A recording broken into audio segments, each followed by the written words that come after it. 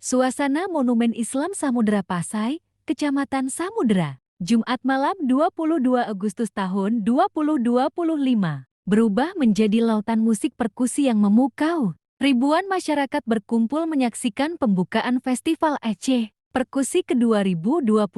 Acara tersebut dibuka langsung oleh Gubernur Aceh, Hari Muzakir Manaf, yang akrab disapa Mualem, didampingi Bupati Aceh Utara Hari Ismail A.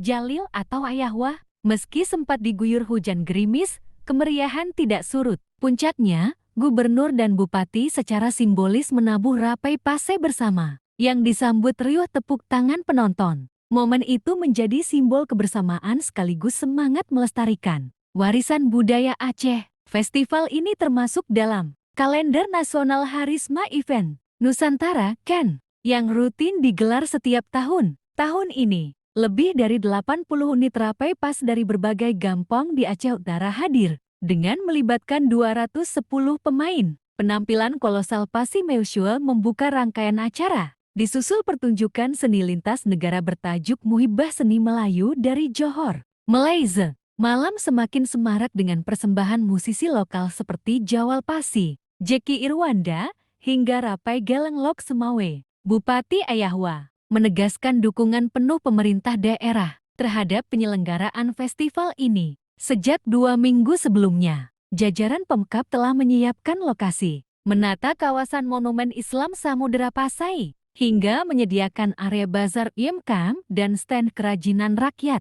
Langkah ini diharapkan tidak hanya mengangkat budaya, tetapi juga menggerakkan ekonomi masyarakat setempat. Dalam sambutannya, Gubernur Muzakir Manaf menekankan pentingnya menjaga warisan Samudera Pasai sebagai pintu masuk Islam pertama di Asia Tenggara. Ia juga menyoroti eratnya hubungan sejarah antara Aceh dan Malaysia. Bahkan, Mualem mengumumkan rencana pembukaan kembali jalur laut Lok Semawe Penang pada Oktober mendatang, sebagai upaya memperkuat konektivitas dan kerjasama antar wilayah. Festival Aceh Perkusi di Monumen Islam Samudera Pasai bukan hanya ajang seni, melainkan juga refleksi sejarah, perekat silaturahmi, dan wujud kebanggaan atas identitas budaya Aceh. Dengan antusiasme masyarakat yang begitu besar, acara ini diyakini akan terus